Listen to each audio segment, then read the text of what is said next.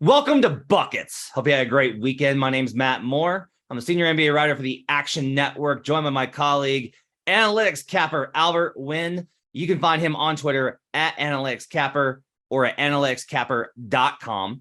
This is today's weekend recap, which we're also going to be using as our vehicle to discuss awards. Every Monday, we're going to bring you an episode that's focused almost entirely on awards. We'll hit on some of the stories over the weekend from a betting perspective, but to get you kind of a recap of what's happened in the NBA since last we left you on Friday, we're going to be bringing you this episode driven around an awards market because they're so much fun to bet in the NBA. They're always evolving and these storylines continue. So we'll hit on a number of things today, as well as we'll cover some of the stories that are going on in the NBA, especially from a betting perspective, like how the fuck the Utah Jazz are 3-0. And also, are the Sixers ever going to win a game? Because I'm starting to wonder. We'll talk about all that and more. Albert, how was your weekend? Weekend was great, man. We were talking a little bit about it offline, but we were both just spending time with our kids. But we're back. It's Monday morning. We had a great first week of the NBA. You mentioned it. A lot of surprises from the Sixers and the Lakers being both 0-3. The Utah Jazz being 3-0 with like 500 first round picks in their, arbitrage of things. So it's going to be a great season. I'm already excited. And honestly, the rookie of the year discussion is intriguing. Yeah, so let's start there. The big story in the rookie of the year markets is the same story was in preseason. It's the same story was basically from the first game of Summer League. I walked into the gym and sat down to watch Paolo Banchero at his first game of Summer League and was like, holy shit, this guy's a tank. I think sometimes it's hard to evaluate college players on size because every most pro prospects just look bigger. When you get them into a summer league environment, you are dealing with fringe NBA players, but they do necessarily have the size. Like a lot of these guys are overseas players and they're just professional athletes, so they're bigger. And Banchero looked huge. It was like, wow, he's super strong, but he's also got this coordination. And Paolo's come out of the gates absolutely just tearing it up from a production standpoint, which we talked about on our preseason episode priming this, that the numbers are really important just for volume. It's PRA, points, rebounds, assists. Brandon Anderson really stresses that as a primary metric. Mm-hmm. I focus a lot on the points, but I do think maybe I underestimated rebounds as adding to the overall resume for these guys. So Banchero's splits real quickly: 23.3 points per game, 8.7 rebounds. I want to talk about that in a second, and 3.3 assists. The shooting is bad. Doesn't necessarily matter. You don't have to be efficient as a rookie. You just got to produce. 42-23. He's shooting 23% from three, but 81% from the stripe. That's going to help him with how physical he is. And he's averaging he's shown off the screen in these games. Like, you watch Banchero and you're just like, this guy's going to be an absolute beast. Yeah, he definitely jumps off the screen. It's funny you mentioned 23% from the three-point line. He would be the leading shooter on the Lakers, but just a subtle dig there for the LA Lakers. With that being said, I agree with you. I think you and I both went in heavy with Paolo, rookie of the year. And then hopefully this guy comes back fully healthy. When Chet went down, I, even reaffirmed that position, added more units to that. So I love Paolo Banchero. Again, his splits are super impressive. But one guy that I've been impressed with is on the Detroit Pistons, and that's Jaden Ivey. If you look at his counting stats as well, he's going to average over 30 minutes a game. I think he's sitting at 31.7 minutes for his first 3 games in the league. First game, 19-4-3. Second game, 17-9-2. And then this last game against the Pacers, which is his hometown team. This is why I bet him from a prop standpoint, but he ended the game with a double-double, 17 points, 10 rebounds, and 5 assists. The fact that he's already getting mid-30 minutes is huge for me. As long as he gets the usage and he gets the opportunities, I think he's going to be right there with Paolo. But I think Paolo right now is the runaway favorite, Matt. Like, he's not only jumping off the page, he's the best player on that team. He's their go-to guy. We talk about this a little bit, but not only his size and strength are impressive, but his mindset. Like, he really uses that athleticism to get to the rack. And you had a great post the other day, a video of him kind of taking Noah Vonleh off the dribble. Vonleh gave him 5 to 10 feet. Paolo was still able to get to the rim and basically, lay it up with ease. So if Paolo can do that against, Noah Vonleh, who's 6'10" himself, that's super impressive. Yeah, with Paolo, I want to talk about the rebounds because that was a real concern. His first couple of games of summer league, he just wouldn't have him. There was, I think it was a Rockets game actually versus Jabari. I think he had one of the games he had like 1 or 2 rebounds, maybe none actually at the half, and we were like, man, maybe rebounding is not going to be what he's interested in. Maybe he's not going to invest himself. And then the second half, he had like 9. And it really is, I think, with Banchero, a matter of how much he cares and invests himself in terms of rebounding.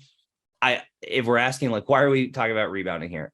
I do think this is going to matter because the overall numbers are important here, especially in comparison to the other guy that's rising up, which we'll talk about in a second. The numbers for Banchero, if we're going to look at it in the market perspective, you mentioned Ivy at plus 700.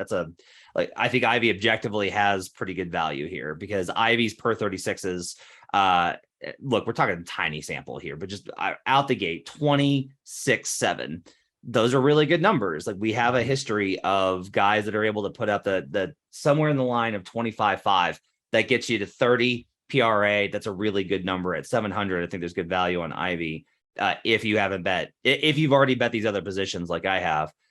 Paolo's a plus 140 now. This is going to be a minus number. Yep. Probably by Christmas if he's healthy.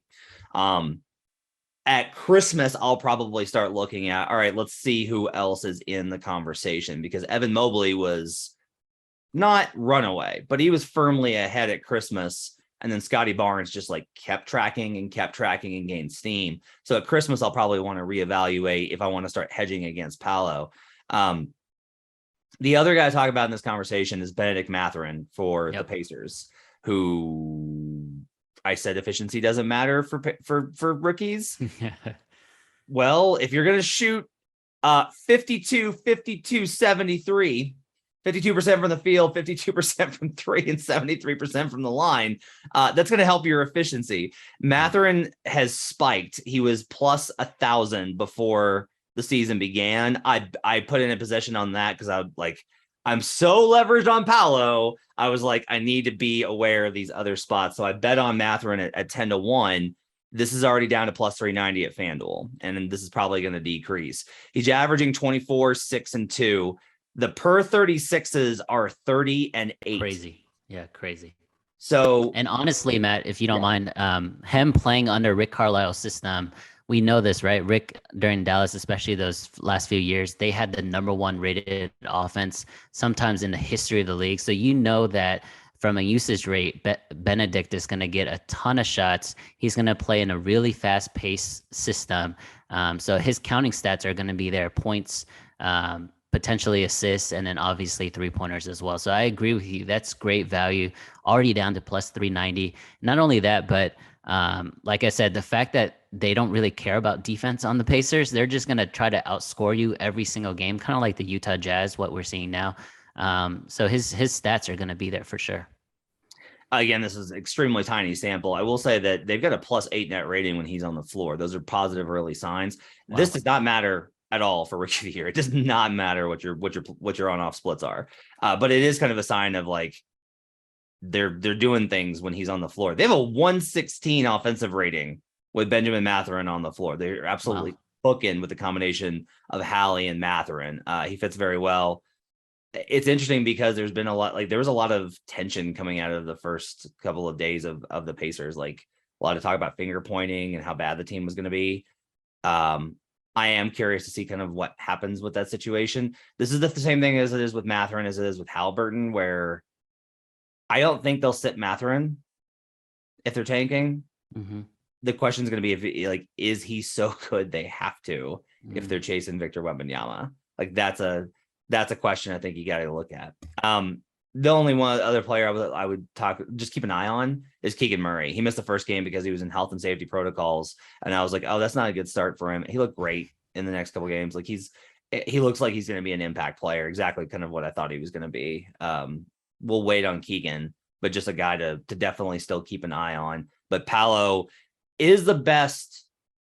He is the favorite, and it is right that he is the favorite. My question for you would be, We know this is going to go to a minus number, but do you think that right now, at where we're at in the season, just this first couple games in, less than a week, is plus 140 good value or not?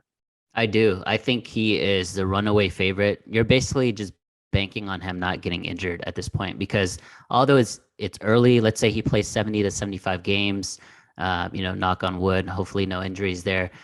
A 23-9 season, if you look at the previous Rookie of the Year winners, Matt, that is the best like numbers in terms of just sheer counting stats, right? Last year, Scotty Barnes, 15-7. Year before, LaMelo, 15-6. John Morant, 18-4. Luka, 21-8. Like we're talking about the best rookie as far as numbers are concerned since Blake Griffin 2011 when he averaged 22-12, and that wasn't even his rookie year. It's actually his second year. He was hurt that first year, so that was kind of a leg up for him. But if Paolo Banchero stays healthy, and I think he will, I think he's going to run away with it. So to answer your question, plus odds, minus odds, I think it's close to free money. All right, let's move on. We're going to move on to our second segment, which I'm going to call the Mike, or the most important covers. So what were the covers over the weekend that kind of made headlines in the NBA? We'll start on Saturday night as the San Antonio Spurs, clearly tanking, looked like the worst team I had ever seen on opening night, go into Philadelphia and drop the Philadelphia 76ers outright. Don't just cover, drop them outright to send the Sixers to 0-3. I will note that my best bet for Saturday, I was feeling saucy. I put this in action. I had it in the app. I did a number of parlays that were same game parlays. I don't bet them a lot. I understand the hold is there. It looked like a prime opportunity. Embiid always shows out versus shitty teams. It is absolutely in his DNA. So I even took alternate, like lower ones to kind of give myself room in case they blew out the Spurs. I did 24.5 points. I did 8.5 rebounds or 9.5 rebounds. He winds up with 40 and 13. Hit that exactly. If I just played the props, Alvaro would have been fine. But I was like, let's throw Sixers on the spread and Sixers money line in there. We'll just juice it up. There's no way that if Embiid has a monster game, they lose to the Spurs and they lose outright. I felt like such an idiot for not just playing the props angle on that. What is your concern level with the Sixers? Like, let's say it's 1 to 5. 1 is like they're going to be fine, and 5 is like this may be not the year they were hoping for. I get it's just 3 games, but you went 0-2 versus contenders in the East, and then you got dropped by San Antonio in your home opener. Yeah. As far as level is concerned, man, I don't think they're the team I thought they were. I'll be completely honest. That night, my favorite bet in the NBA slate was the Sixers first half. I think it was -7.5 or -8. They lost that outright as well. The fact that they're losing these games and they're not even close. The Spurs blew them out by 9. It wasn't even close, to be honest. I think they made somewhat of a run midway through the fourth. They brought their the Sixers brought their starters back in, and they actually lost some momentum there. So that's interesting. I just think that there's some type of internal unrest, whether it's Harden. I mean, Harden looks great, but I don't know if Joel Embiid wants to play with the 2019 Houston Rockets. Joel Embiid is a MVP caliber player that wants to be the man as well, and he was the man before James Harden got there. So I think there's a little bit of animosity there. But honestly, maybe the city of Philadelphia and their sports teams are just focused on the Phillies right now. So there's not much mojo when it comes to the Sixers or the Flyers. So I'm just gonna lay off this team. I thought, Matt, I was gonna lay off after that second game against the Bucks, but I dipped my toe back in against the Spurs and they bit me again. So I'm not gonna touch them for a while. Yeah, we're recording this Monday morning, and I want to bet them again tonight.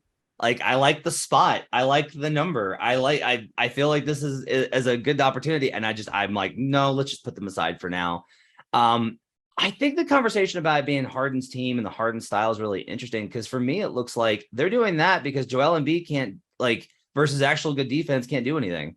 Like, he was horrible in those first 2 games. Yeah. Horrible. And then it comes out on I believe Conveniently. Friday. Yeah, conveniently. It comes out on Friday that he dealt with plantar fasciitis in the off season, and they don't know, like, it's not necessarily clear whether it's like that's still a problem or if it was a problem and that just affected his conditioning. But like, one would really have liked to have known that in preseason before I bet them a million ways for the number 1 seed and for the division and all these different types of things. And I want to be very clear. I don't blame the Sixers media on this. Like, a lot of fans will be like, why did no one find out? I made this joke on Twitter. Are you supposed to go into media day and be like, do you have any of the following symptoms? Like, you can't. You just got to be. It would be nice if the Sixers in particular were just a little more transparent with the injury stuff. They are the most infuriating team night to night, long term, everything. Their lack of transparency from an injury perspective, it makes it worse for fans that don't know what to expect if they go to the games. And it makes it worse, obviously. And it's like, should the team be concerned about betting? Blah, blah, blah, blah, blah. I understand the pearl clutching about that. Do you want the money? Like, do you want the revenue that the NBA produces through betting partnerships? Because if you do, you probably need to actually respect the betting market. Not a lot, just a little. And they have zero. Another story on the opposite end from the Sixers. Break up the Jazz, man. If you have bet $100 on the Utah Jazz and then roll that over into every money line on the Utah Jazz in their first 3 games, you have turned $100 into $1,489 based off of the spreads that they have faced versus the Minnesota Timberwolves and the New Orleans Pelicans, even after beating the Denver Nuggets in their home opener. They went in overtime. Now, as we record this on Monday, entirely possible they drop a back-to-back versus the Houston Rockets. That's Alperen Sengun may not play in that game. We'll see. But this is like a great story. It's making me regret, like, this is a classic example of you had that inkling, you had that read, you had that cap, you couldn't pull the trigger.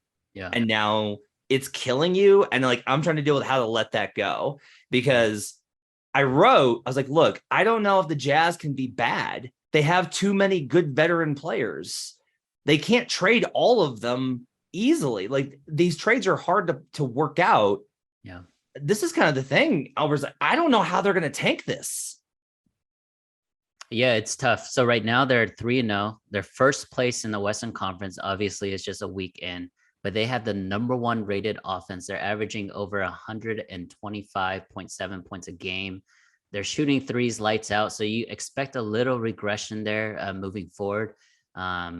Their defense is not very good. They're giving up over 116, but when you're scoring 126, 125, I guess it doesn't matter what your defense looks like. With that being said, I don't think this is sustainable.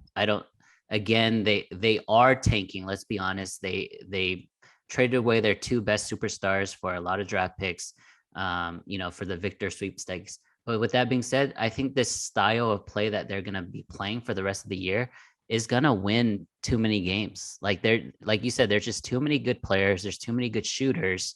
And the fact that they're averaging 125 now, let's say that regresses down to, 115, 110, that's still going to be above league average. And that's still going to be good enough for 30, 35, 40 wins. So I agree with you. I don't know if this team can tank. There are just too many good players. Unless they start just doing load management left and right, with 80 games left in the season, they're already starting to manage the load and the work there. But man, it's an amazing story, right? The Jazz, very impressive win in overtime yesterday against the Pelicans as well, who we all believe the Pelicans are going to be really good this year. But if you look at the top of the standings, not only the Jazz 3-0, but the Blazers right now are 3-0, 2 surprising teams out west. From a betting perspective, I will note so the books are anchored to those power ratings from preseason, and they can't move them off of them very quickly. As you're listening to this, you probably got another week of these lines being a little exaggerated. I was on Jazz versus the Pelicans because like that was it opened 7.5, it closed 8.5, and I was just like, I don't know if we need to be giving the Pelicans 9 here. Yeah. Even at home, I don't think we need to be giving the Pelicans 9 points. And then again, as we record this on Monday, it's a bad spot for them on the back-to-back, and they could definitely, rest some guys or whatever. but the line opened Rockets -1.5. And I didn't bet it because I was like, well, back to back. And then I got up this morning and looked at it again. So I shifted to Jazz -1.5. And I was like, what am I doing? Like the power rating just says on pure power rating, I got to bet this. So like, I think it's going to take a little bit for them to adjust, for the bookmakers to adjust on Utah. I think you got another week and maybe they'll tail off, but I think you got another week before the bookmakers are going to be able to power rate them appropriately. Yeah, I agree with that. It takes about 2 weeks. You're correct. When it comes to the power ratings and the books adjusting, not only are they going to adjust after 2 weeks, but they're going to be rolling adjusted. And so a lot of people need to realize, even though you make an adjustment before the books, you have to continually adjust because they're going to do the same. Just because you found an edge, week 3 doesn't mean it's going to be the same a week from that date. So I agree with you. Continue to look into these edges. Great spot there, Matt, on the Jazz.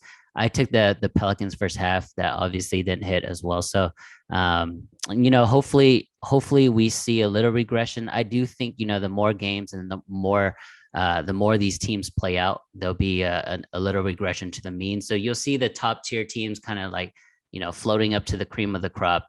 But man, those Utah Jazz, they're super impressive. And finally, as we wrap up MIC, let's talk about the Lakers. Oh man, 0-3 against the spread. They lose the home opener. I'm glad. Like that was honestly my favorite betting thing of the weekend for me. I had a good weekend. Staying away from that game was one of my proudest moments because I was like, it's a home opener. Mm-hmm. But like I've started analyzing everything based off of the team, the number, and the spot. And I was like, all right, I like the number on the Lakers. I like the spot for the Lakers in the home opener. But I was just like, I have this power rated. The Blazers should win. And so I stayed away from it. Obviously, it goes close. My question for you. The Russ thing's a disaster. They have no shooting. Their offense looks like the worst of like the last 20 years. Yeah. LeBron's openly making fun of their roster post-game, which I'm sure is helpful for everyone involved. The Lakers to make the playoffs right now currently at FanDuel, yes, -114, no, -106. For me, this looks like the best futures market play available, that it's possible that they can pull off a trade that gets them stabilized if they just include the 2 firsts and they get Buddy Hield and Miles Turner. There's talk this morning of a Spurs potential trade with Russell Westbrook. I don't know if the Spurs have any shooters that would help them necessarily. I don't know. That's where you need to be digging for talent. Do you find any value in the playoff market for the Los Angeles Lakers? Yeah, so you're always going to pay a premium or a tax when it comes to Lakers positions, from futures to awards to day-to-day games. So the fact that it's juiced to the yes makes me like the no a lot, to be honest. But with that being said, man, I think there has to be a trade. I mean, most of us watched that game on Sunday. They were up 8 with 4 minutes left. They put Russ in the game and they immediately lose the lead. They're up 1 with 30 seconds left. Russ shoots the ball for no reason. Anthony Davis and LeBron James are basically still at half court when he takes this shot. And they lose the game. So I don't know. I feel like he's acting out. He's a 14-year veteran. He knows how to play in those situations. He's been playing basketball his entire life. I think he's not even being subtle about it, that he wants out.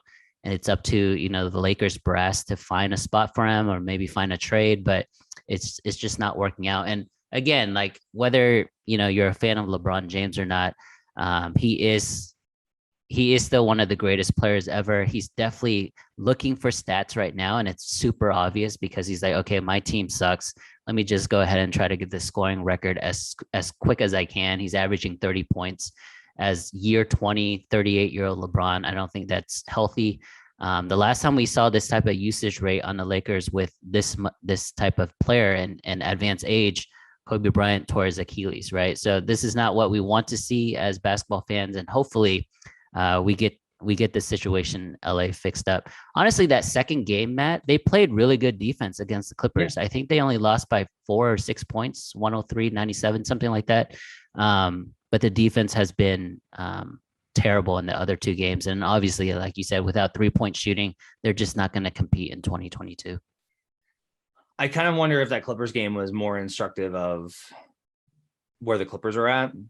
I like the Suns last night specifically because I feel like the Clippers are working like the Clippers are gonna be fine. They're just figuring stuff out. Like I watched that Lakers Clippers game, and a lot of it for me was, hey, yeah, Lakers, like it was like everyone's reaction was very much like you root for your kids even when you know that they're not great at something. Like, hey, you did pretty good. Hey, you hung in there. Good job.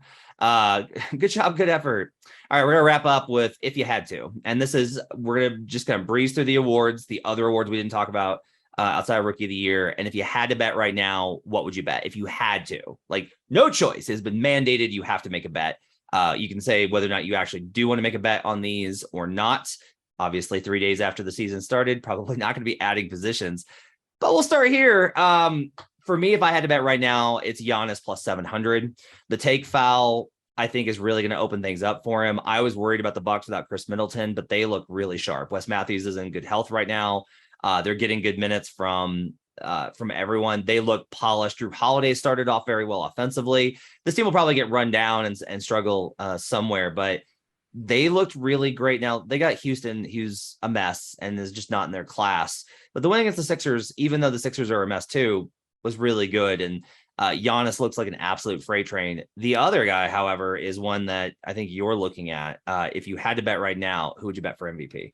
Yeah, just one step below that, Jason Tatum at plus 800 for a future MVP. He's taken a step forward. I think he was first team on NBA last year, and then the finals hit. He's already played 115 games at that point. So I think he was running out of gas, and I think he looks refreshed this year. There's a lot of negative, noise, a lot of negative news around that team with their coaching situation and things like that. And he's really just kept all that he kept all the outside noise away. Team is 3-0. He's on fire. He's plus 800 to win MVP. I'm on Luka preseason. I think he's going to have an amazing year, similar to Jokic. But as far as value is concerned, I think the Celtics might finish first in the East, and Tatum's their best player. So it's a good spot. Yeah, I had the Celtics as a preseason underplay. It was one of my strongest plays, and I'm already just like, well, there goes that 5 units just down the drain. That's fine. That's fine. It's. I did this with the Suns last year, where there's a team that I'm like, oh, they had such a great year last year. Surely they'll regress, and then they were better. So that's what it looks like early on with the Celtics. Sixth man of the year. If I had to bet right now, I'd bet Christian Wood, averaging the most points, 25 points per game. Now, I wouldn't bet this because I think that eventually he moves into the starting lineup. The numbers with him and Luka are outrageous already. This was a call I made in preseason. I talked about this on every podcast. I did not understand why Christian Wood's coming off the bench. There's no reason to. The only player on the Dallas Mavericks with a negative net rating after thrashing the Memphis Grizzlies in what was admittedly a horrible spot for Memphis. But the only player with a negative net rating on Dallas, JaVale McGee. Like, what are we doing here, guys? What are we doing? Christian Wood, actually, honestly, he's been more engaged on the defensive end than I think a lot of people thought. I don't know that it's about where I expected it to be, which is, look, he's not a good defender, but he can be fine if he's engaged, and he's been engaged so far. So 6th man of the year for me, Christian Wood would be the play. Yeah, Christian Wood has had a great season so far. If he wasn't taken out of the game in the fourth quarter against the Suns, that first game of the year, they probably would have won that game too. With that being said, I agree with you. I think it's more of like a seniority thing. I think this is JaVale McGee's third stint with the Mavericks. So I think he just deserves the starting gig for a couple of weeks. But as far as talent is concerned, both offensively and defensively, because you're right, Wood is playing that pick and roll defense a lot better nowadays. But offensively, it's like night and day between him and JaVale McGee. And Christian Wood is playing really well with Luka. Luka just needs to make one call to Mark, and he'll get Christian Wood into the starting lineup. No big deal. Most improved player. My best player right now is Lauri Markkanen. I think Markkanen has shown he's been fantastic in these Jazz games. This is not based off of the 3-game sample. This is a carryover. So Lauri Markkanen was considered kind of dead to the world. He did not, obviously, I think playing for Jim Boylan hurts anyone's career, but especially I think hurt Markkanen, who really kind of took a step backwards. And then he didn't really fit with Billy Donovan either. It didn't work with Billy Donovan for a number of reasons. And that's okay. I don't think Billy Donovan's a bad coach. We don't have to make these value assessments on these things. Sometimes good coaches don't get along or don't get the most out of good players. But when Markkanen went to the Cavs last year, you saw an improvement, and their ability to make him work at small forward was really impressive to me. And that doesn't happen unless he buys in on the defensive end. And he's been better defensively. He's going to be limited because of his frame and size, but Markkanen puts in the effort, and that gets you a long way. You carry that over to Eurobasket, where he was absolutely sensational this summer. He looks so good. And then he goes into and now he's with the Jazz, and he's a primary scoring weapon, and he's making all these types of plays. They're running weird lineups, and Will Hardy's is trying different things. Like they're running pick and rolls with Markkanen and Kelly Olynyk.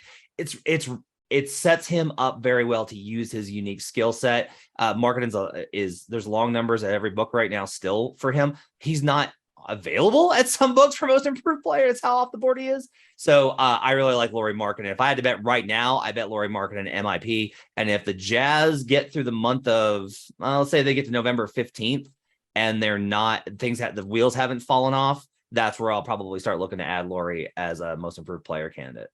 I like that spot a lot. Not only is he good offensively, he can shoot, he can get to the rack, but he is sneaky athletic. People don't realize he's 6'9", 6'10". So he uses that size well, especially when he attacks the rim. My pick here is actually going to be Jalen Brunson, Matt. I think that with the New York Knicks, they're always going to be, front and center when it comes to the media, to the news. And if he's going to average 19, let's just say hypothetically 19, 8 and 5, he might make an all-star game. So if he makes an all-star game, I think, he'll be one of the front runners when it comes to MIP. I think he's plus 2,500 right now at most books. So it's still really good odds. I wouldn't touch the leaders right now with Halliburton and Maxey just because you've kind of lost value. Yeah, I would definitely not bet Maxey, which that's unfortunate. That was my best bet for all awards. Please stop. Please give Tyrese Maxey the ball.